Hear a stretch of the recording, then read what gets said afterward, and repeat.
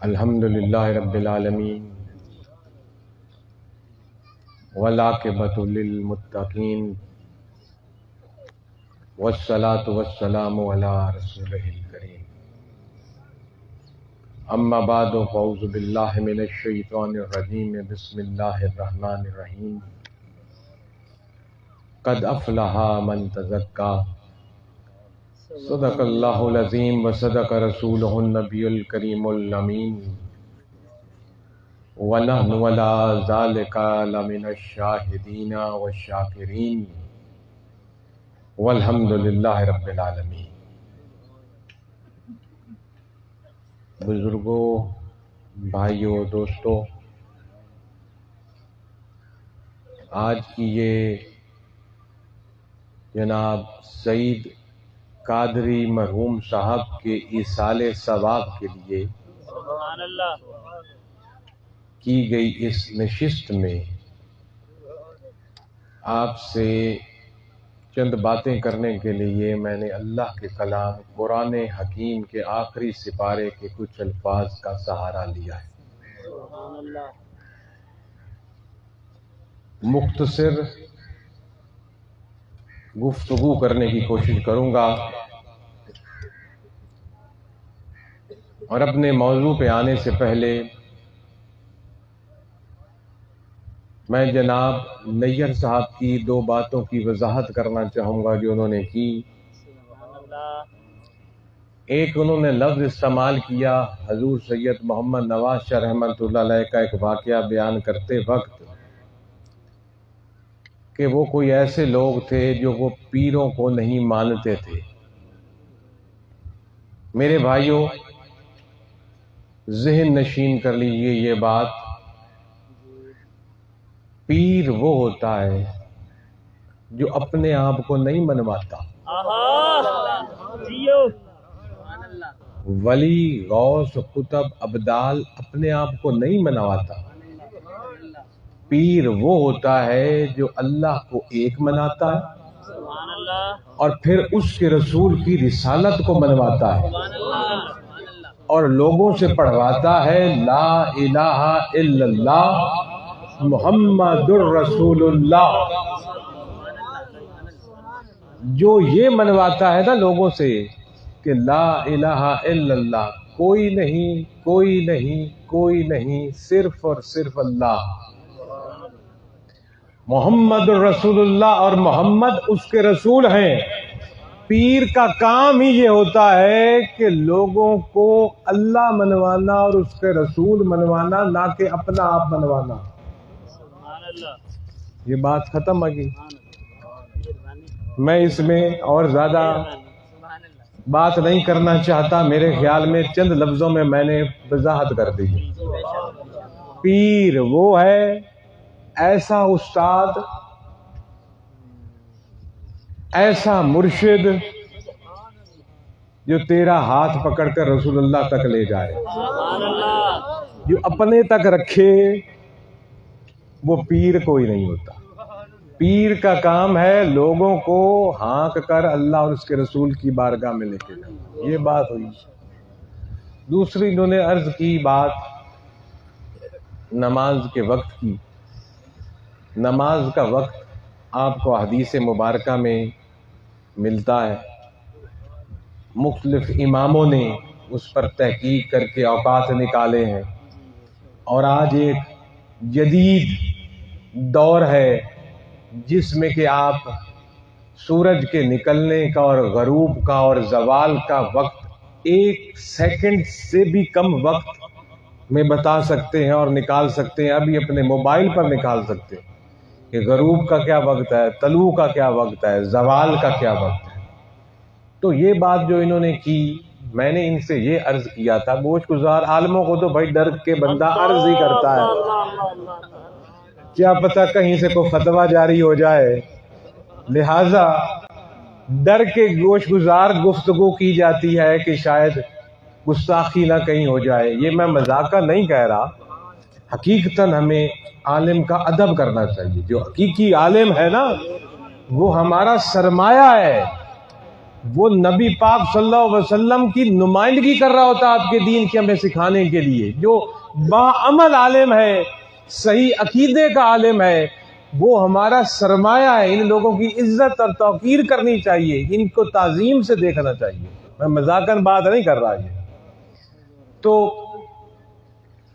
مجھے پہلے پتہ چلا تھا کہ 2-4 منٹ اوپر نیچے کوئی اذان سے معاملہ بنا ہے، تو محسوس کیا انہوں نے. تو میں نے ان سے عرض کی، آپ نے یورپ کا نام سنا ہوا ہے؟ یورپ بڑے ملک ہیں یورپ کے اندر. آپ ولایت جس کو آپ کہتے ہو، ولایت عام طور پہ کہا جاتا ہے جو بڑا دور ہو، ولایت پات. ہاں، میں عام سادی بات کر رہا ہوں تاکہ سمجھ لگ جائے ہر کسی کو. اس میں بے شمار ملک ہیں. انگلینڈ کا، اس کے گرد و نواح کا ملک کا جو موسم ہے، وہاں سردیوں میں 8-9 بجے دن نکلتا ہے اور 3-4 بجے غروب ہو جاتا ہے.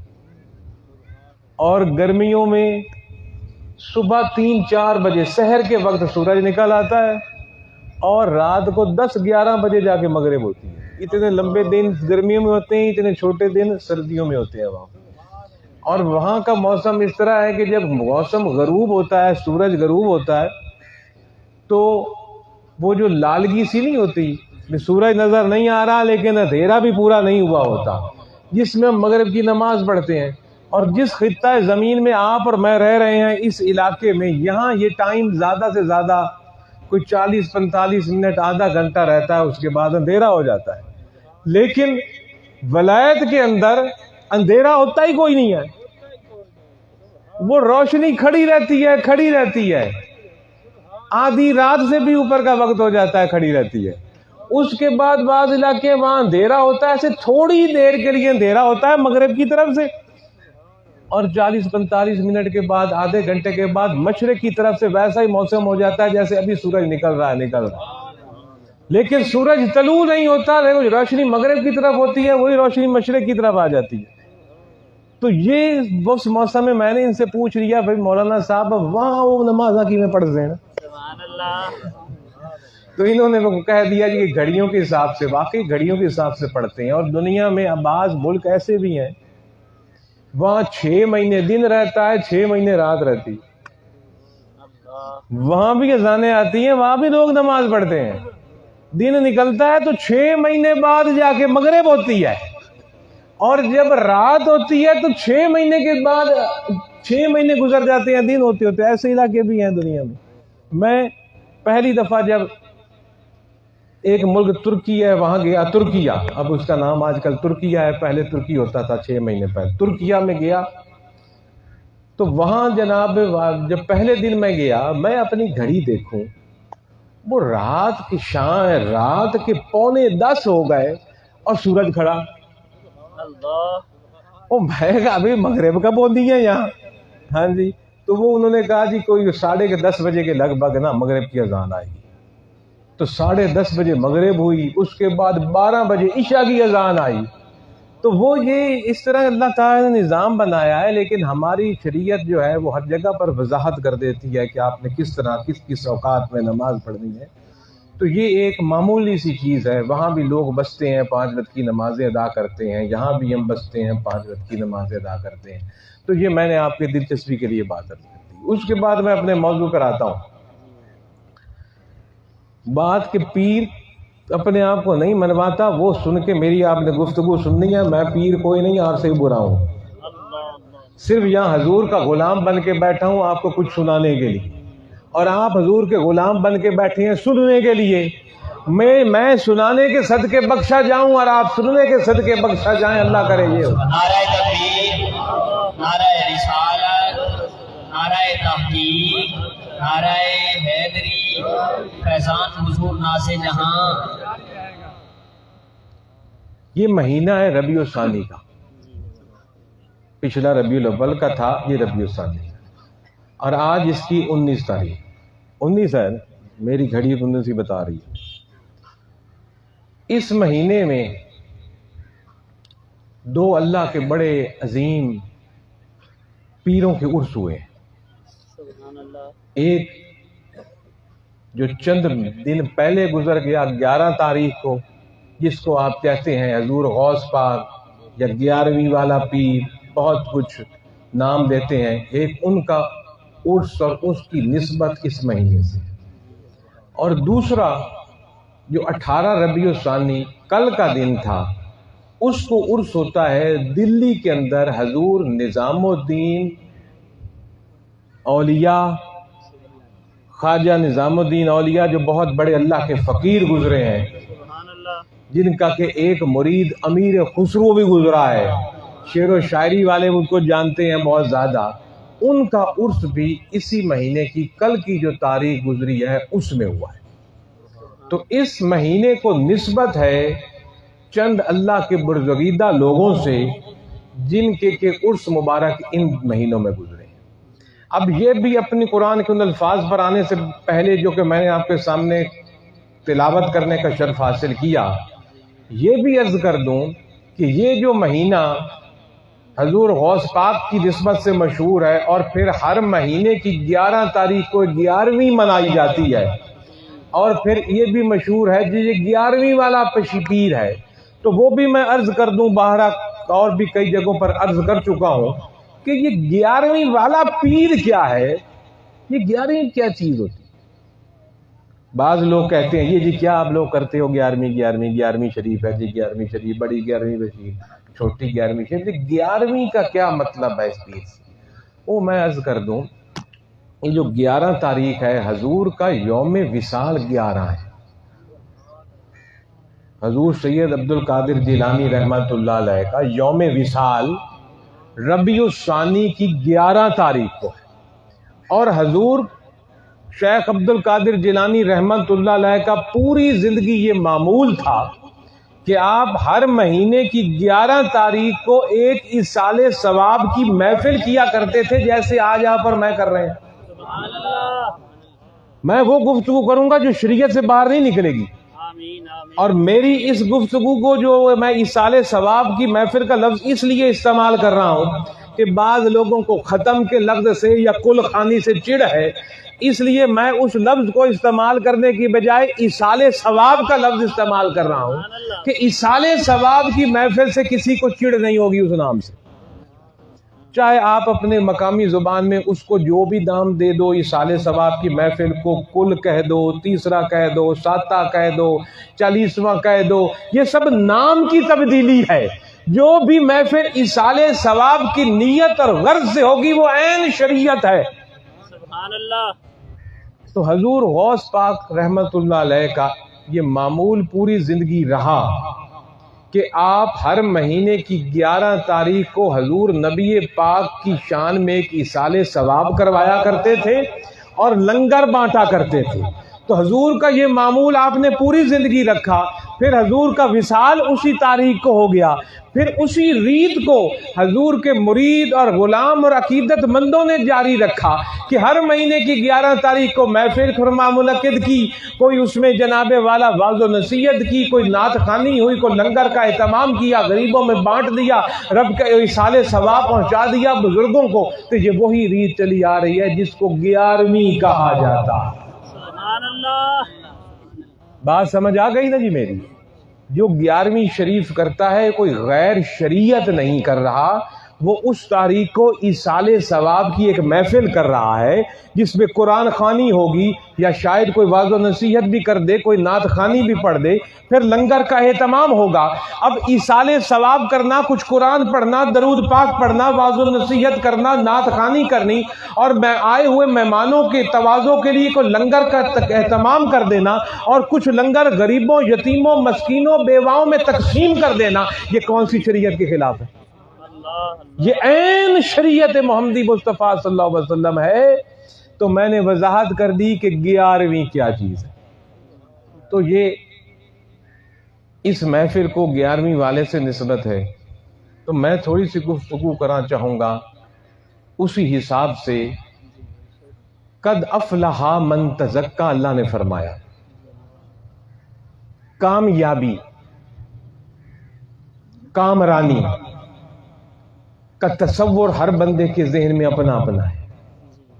کوئی دنیا کی چیزوں کی بھی کامیابی ہے، کوئی دین کی چیزوں کی بھی کامیابی ہے، کوئی جی بہت اچھا سیاستدان بن گیا تو جی یہ کامیاب سیاستدان. کوئی بہت کسی کی دکان چل پڑی وکیل کی تو جی بڑا جی کامیاب وکیل. کسی کی ڈاکٹری کی دکان بہت اچھی چل پڑی تو جناب بہت اچھا کامیاب ڈاکٹر. کسی کی دکان اچھی چل پڑی تو کہا جی بہت اچھا دکاندار ہے، کامیاب دکاندار ہے. کوئی کامیاب ذمہ دار ہے، کوئی کامیاب صنعت کار ہے. کوئی جی کامیابی کا معیار ہر کسی نے اس دنیا میں اپنا اپنا ایک بنا دیا، جو کہ ایک ظاہراً دنیوی چیز کی کامیابی، اور ایک وہ کامیابی ہے جو آپ کے اور میرے اللہ نے قرآن میں جس کو کامیابی کہا، اور وہ کامیابی اس دن کی کامیابی ہے جس دن کو قیامت کہا جاتا ہے، ڈے آف جسٹس کہا جاتا ہے، جس دن لکیر کھینچ دی جائے گی کہ کامیاب اس طرف آ جائیں جنت ہے ان کے لیے، ناکام اس طرف چلے جائیں دوزخ ہے ان کے لیے. یہ دنیوی چیزوں کی کامیابی اور ناکامی بھی ہمارے سامنے ہے. دین ہمیں دنیوی چیزوں کی کامیابی اور ناکامی بھی سکھاتا ہے، اور ساتھ ساتھ دین ہمیں وہ اخروی کامیابی اور ناکامی بھی بتاتا ہے جو اللہ نے ایک دن جس کو ہم قیامت کا دن کہتا ہے، اس دن کامیاب ایک سائڈ پر ہوں گے، ناکام ایک سائڈ پر ہوں گے. قرآن کے ان الفاظ میں اللہ تعالیٰ نے نکھیڑا کر دیا، قد افلح من تزکا. قرآن کا ویسے تو ہر لفظ ہی ہر جگہ ہی غور طلب ہے، لیکن جہاں رب نے زیادہ زور دے کر بات کرنی ہو نا تو وہاں قد یا انا کا لفظ یا اللہ کا لفظ آیا ہے قرآن کے اندر. جیسے ہم باتیں کر رہے ہوں، آپ باتیں کر رہے ہو تو باتوں باتوں ہم کہیں میاں مارکا ہوں جیڑی میں گال کروں گا نا یہ بڑی غور نہ سنے آئے. اس طرح ہمارا ایک کلمہ تقیہ کلام ہوتا ہے. تو جس جگہ پر رب نے بڑی غور سے بات کرنی ہو نا اور سمجھانی ہو کہ اب یہ بڑا ہی غور سے اس کو پلے باندھنی ہے تو قرآن کی ہر بات ہی پلے باندھنی چاہیے. لیکن جہاں بہت زور دینے والی بات ہو وہاں تیرے اور میرے رب نے یا انا کہا یا الا کہا یا قد کہا. تو یہاں رب العزت نے فرمایا قد افلح من تزکا. تو بڑے غور سے یقین کر لو، پکا پکا پکا یقین کر لو، قد افلح من تزکا، کہ کامیاب ہو گئے وہ یا کامیاب ہو گیا وہ ایک یا وہ سب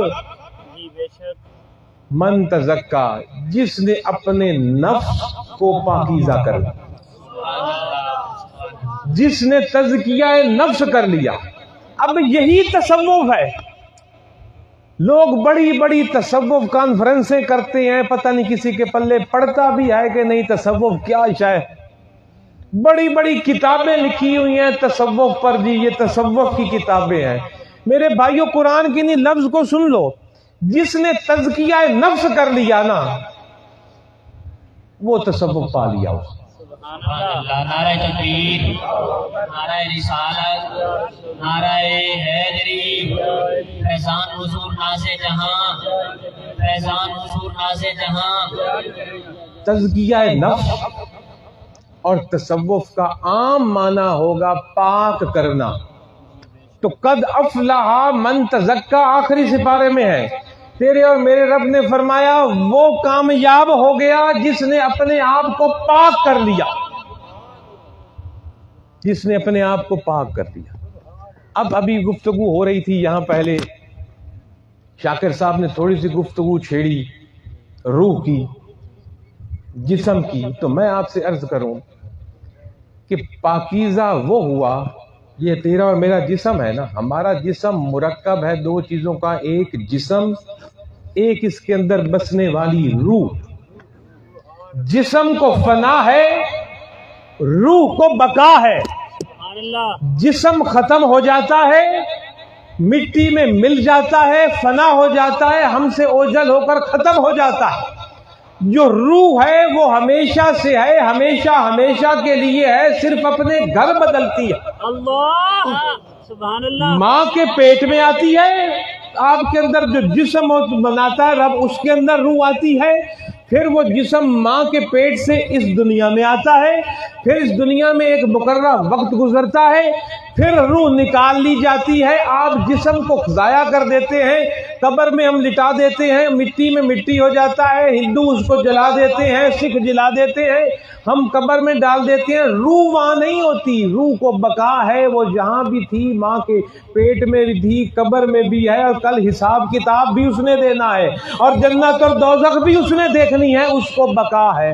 سبحان اللہ، بے شک اس طرح جسم کی غذا بھی اور ہے، روح کی غذا بھی اور ہے، جسم کے ڈاکٹر بھی اور ہیں، روح کے ڈاکٹر بھی اور ہیں، جسم کی توانائی اور طاقت اور چیز سے ملتی ہے، روح کی طاقت اور توانائی اور چیز سے ملتی ہے۔ جسم کی خوراک آپ کو پانی پینے سے طاقت ملتی ہے، روٹی کھانے سے طاقت ملتی ہے، پھل کھانے سے طاقت ملتی ہے، گوشت کھانے سے طاقت ملتی ہے، جوس اور دودھ پینے سے طاقت ملتی ہے، مختلف قسم کی انواع کی خوراک اللہ رب العزت نے بنا رکھی ہے، جس کو کہ طاقت یہ جسم دیتا ہے، اور پھر اس جسم کی حفاظت کے لیے ہم لباس پہنتے ہیں، گرمی سے بچنے کے لیے گرم لباس اور اپنے گھر تیار کرتے ہیں، اور سردی سی شدت سے بچنے کے لیے اس جسم کو بچانے کے لیے ہم بھی اپنے گھر تیار کرتے ہیں،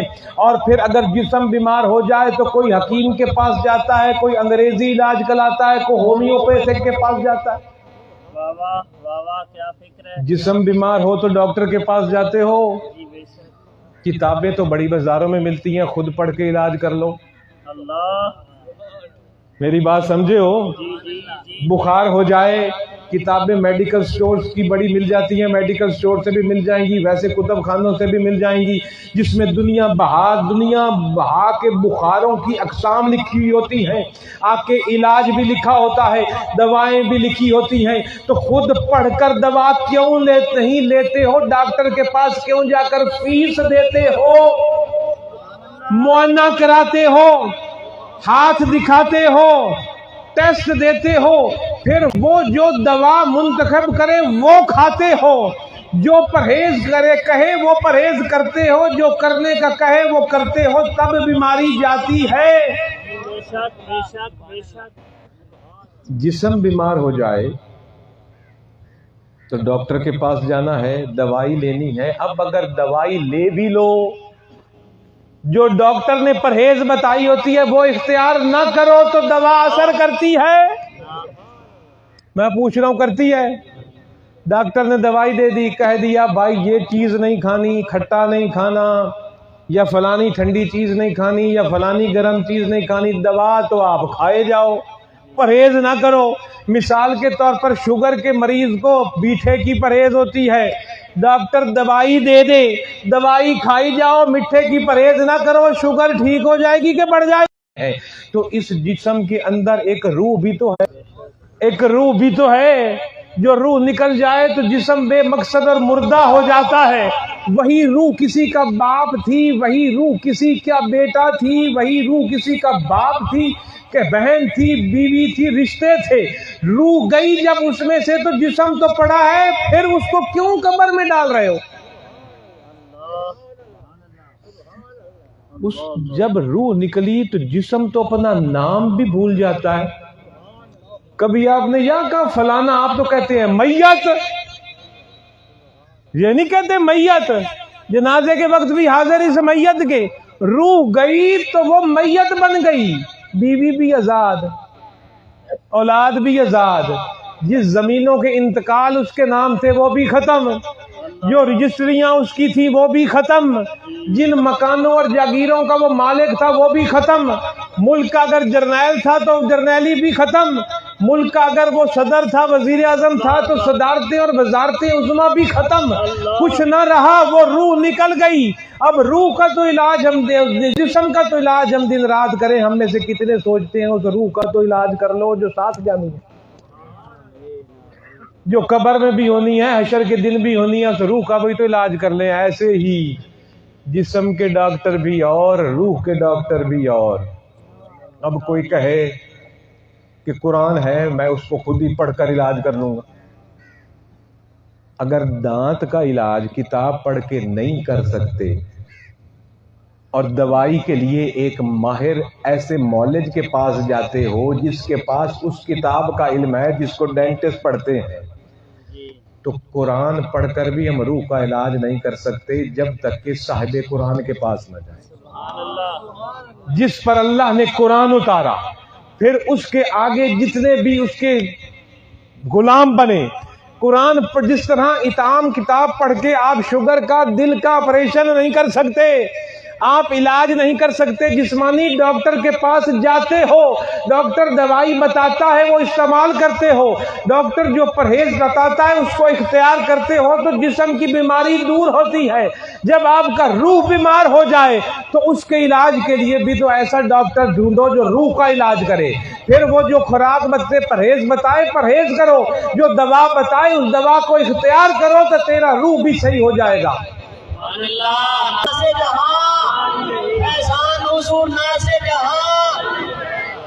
یہاں اللہ رب العزت نے فرمایا قد افلح من تزکا، جس نے اپنے آپ کو پاکیزہ کر لیا، اپنے ظاہر باطن کو پاکیزہ کر لیا، اپنا تزکیہ نفس کر لیا، اپنے نفس کا علاج کر لیا، وہ کامیاب اور کامران ہو گیا۔ اور ایسی کامیابی اور کامرانی اس کو ملی کہ وہ فلاح پا گیا۔ فلاح وہ لفظ ہے عربی ڈکشنریوں میں جا کے دیکھو گے جس کے بعد ناکامی آئے ہی نہ۔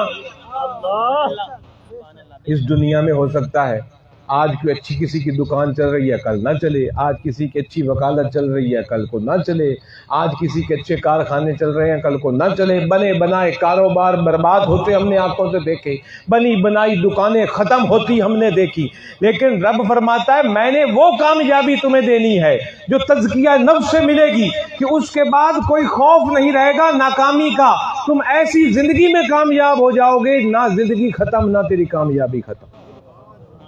قد افلح من تزکا، کہ جس نے اپنی نفس کی پاکیزگی اختیار کر لی، اپنی روح کو پاک کر لیا۔ تو روح کو پاک کرنے کے لیے ہمیں ایسے ڈاکٹر چاہیے جو روح کا علاج کریں، اور روح کا علاج کرنے والے سب سے بڑا ڈاکٹر محمد رسول اللہ کے روپ میں ہمیں ملا۔ پھر حضور کے بعد یہ ولایت کا سلسلہ جو مولا علی کرم اللہ وجہ الکریم سے جاری ہوا، اور چلتا چلتا خواجہ حسن بصری، جناب غوث پاک، معین الدین چشتی، نظام الدین اولیاء، داتا علی حجویری، بہاول حق، حضور سید محمد عبداللہ شاہ رحمۃ اللہ علیہ، یہ مولج ہمارا علاج کرنے کے لیے اللہ تعالیٰ نے قیامت تک جاری اور ساری کر دے۔ کام اب ہمارا اتنا ہے کہ اس مولج کے پاس جا کر جو یہ دوا دے وہ تو نے کھانی ہے، اور جو یہ پرہیز بتائے وہ پرہیز کرنی ہے تو تو پاک ہو جائے گا۔ لیکن تو ڈاکٹر کے پاس جا کے نہ اس کی دوا کھا نہ پرہیز کہے اور کہے ڈاکٹر کے پاس تو کچھ ہے نہیں۔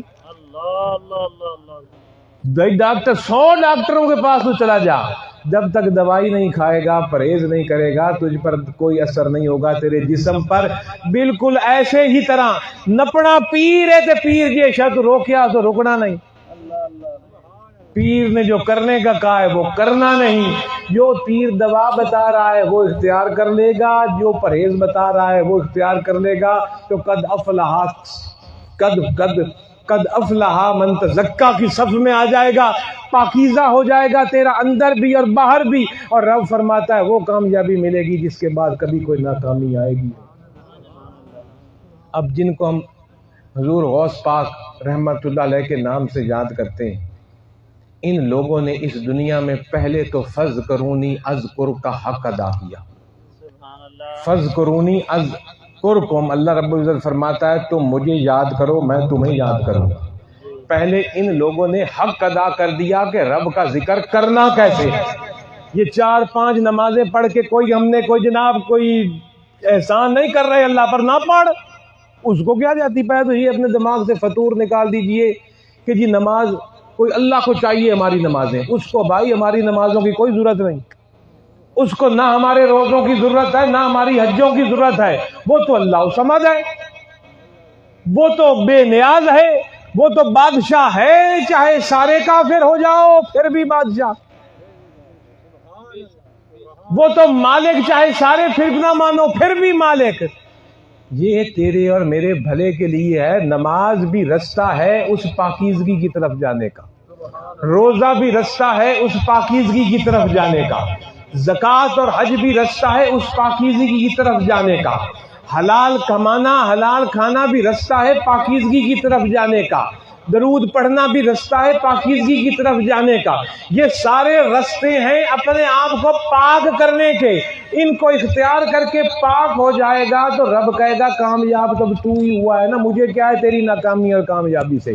کامیاب ہوا ہے تو فائدہ بھی تجھے, ناکام ہوگا تو نقصان بھی تجھے. تو ان لوگوں نے فاذکرونی اذکرکم کا حق ادا کر کے وہ ذکر ادا کر دیا کہ اپنی ذات کو فنا کر کے فنا فی الرسول اور فنا فی اللہ ہو گئے. اور اس کے بعد یہ لوگ ہماری ہدایت کے لیے جگمگا اٹھے. حضور غوث پاک کا اگر نام آج ستاروں کی طرح چمک رہا ہے تو دیکھو تو صحیح اس شخصیت نے کتنی تکلیفیں برداشت کی اس دین کے لیے.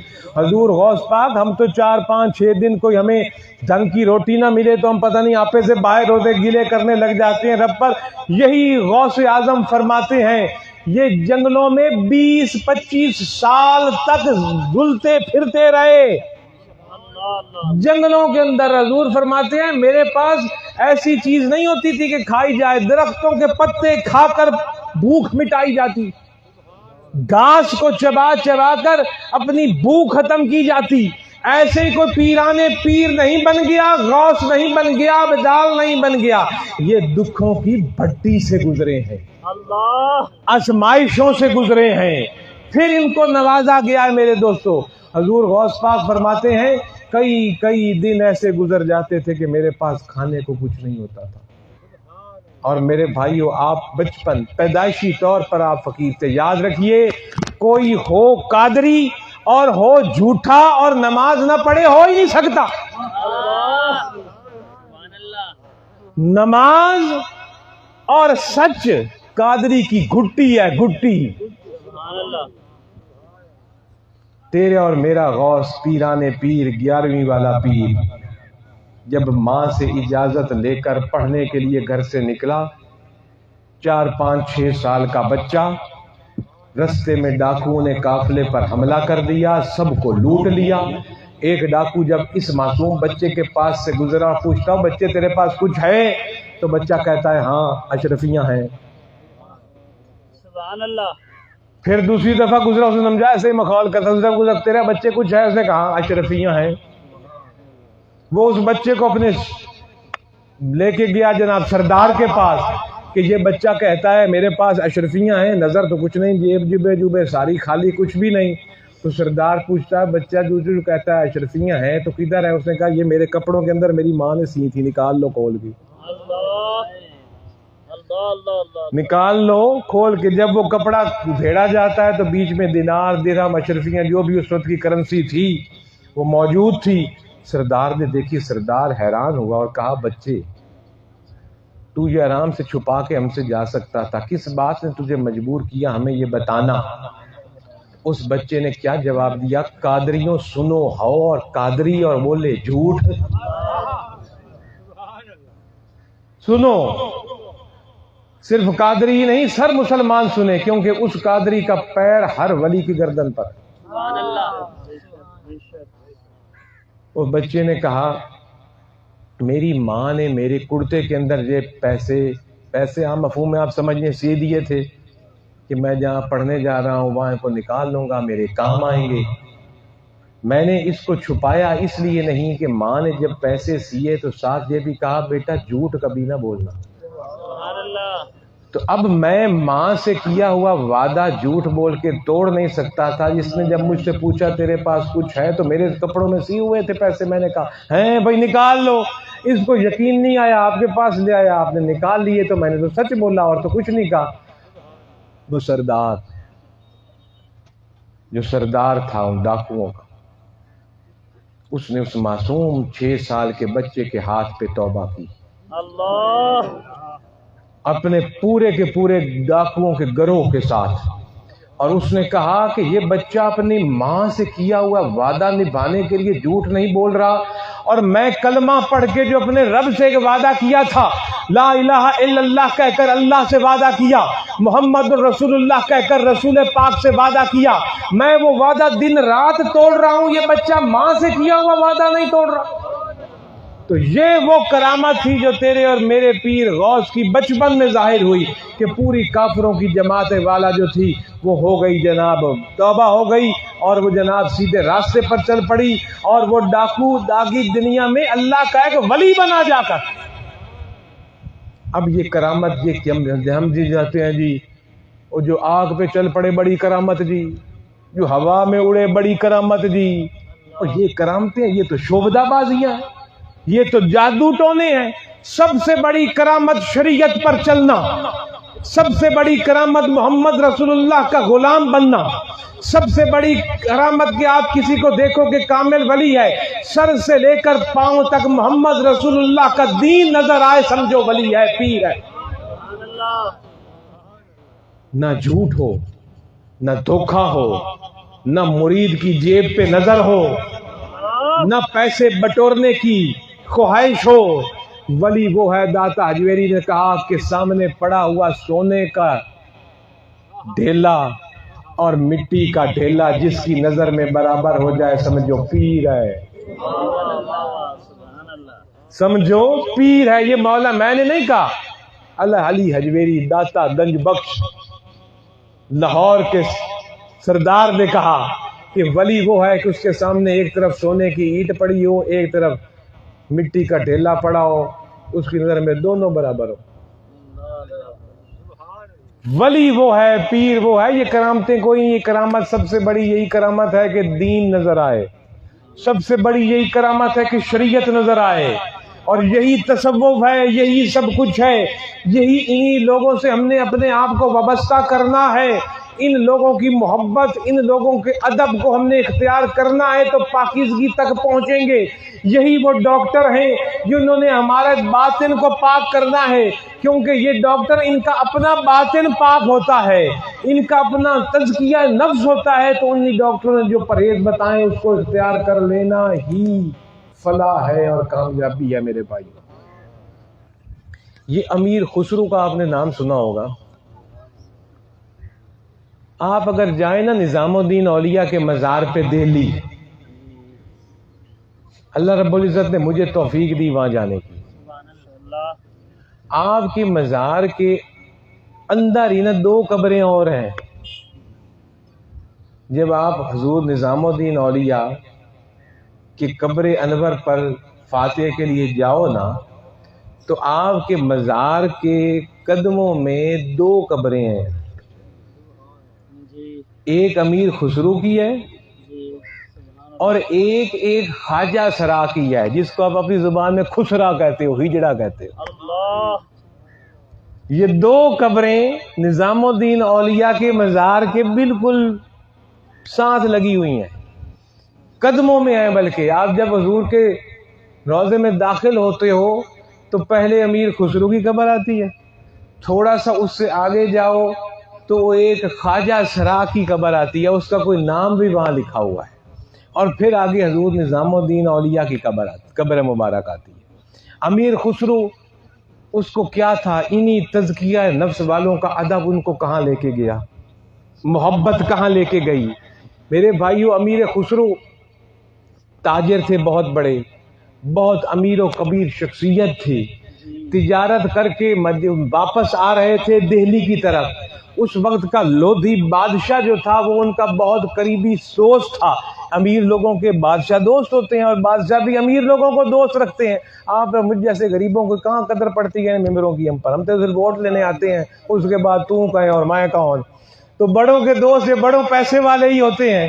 تو امیر خسرو کی ان کے ساتھ کافی سلام دعا تھی۔ اس وقت کا جو حاکم تھا دہلی کا، اس کا غالباً لودھی خاندان سے ان کا تعلق تھا، بہت زیادہ قربت تھی۔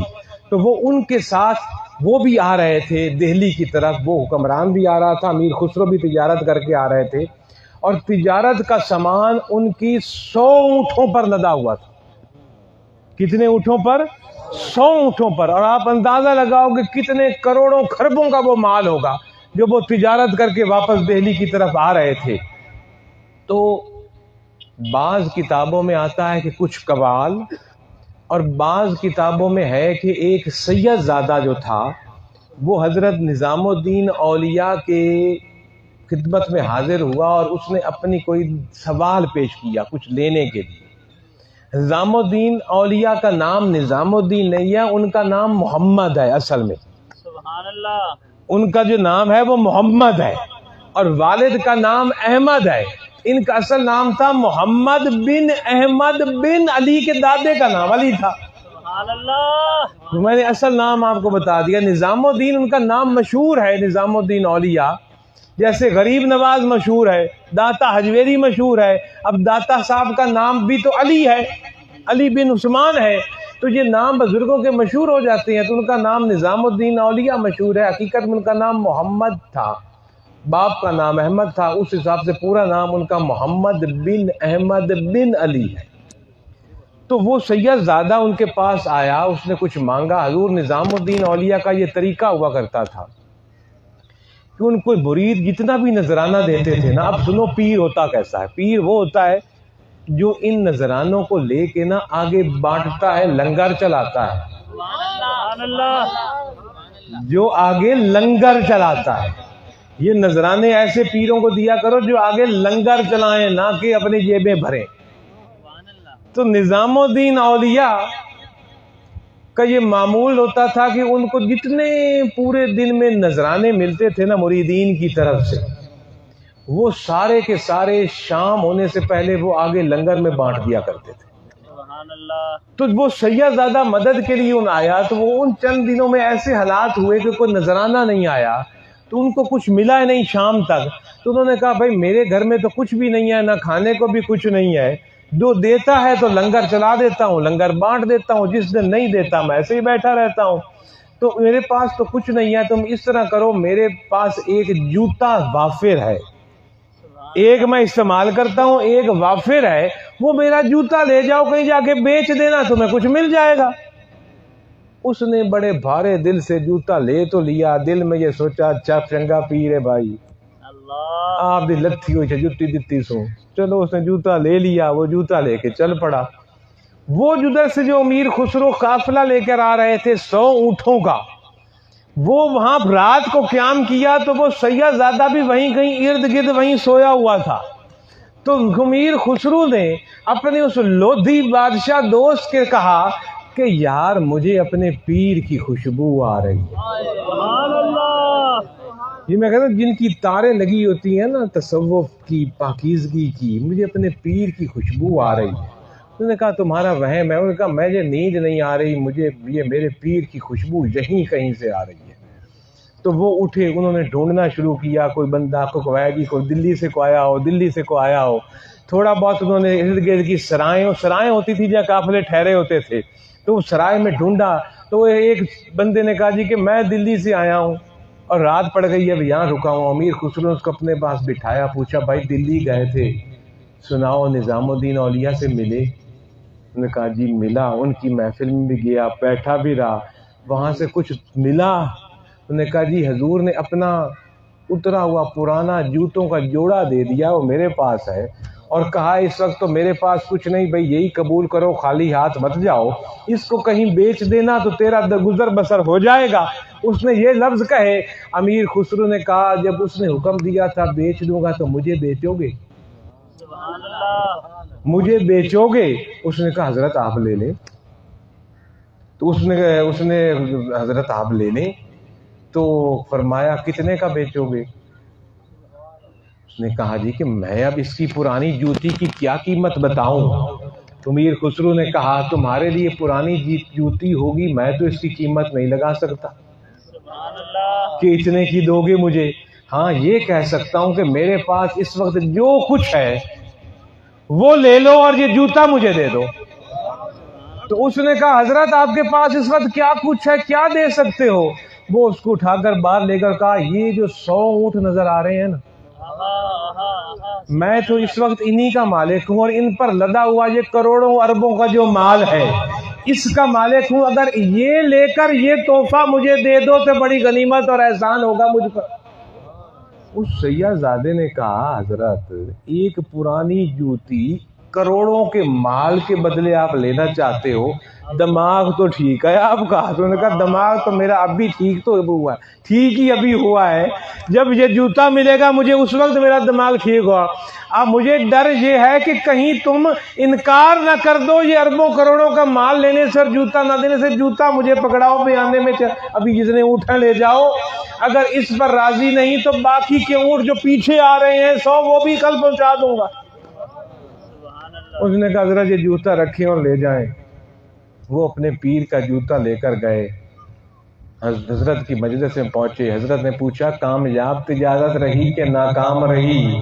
عرض کرنے لگے حضور اس دفعہ جتنی کامیابی ہوئی ہے پہلے کبھی نہیں ہوئی، یہ جوتا ہے اس تجارت کے بدلے میں جو آپ نے اس شخص کو دے دیا اس نے میرے ہاتھ پر بیچ دیا۔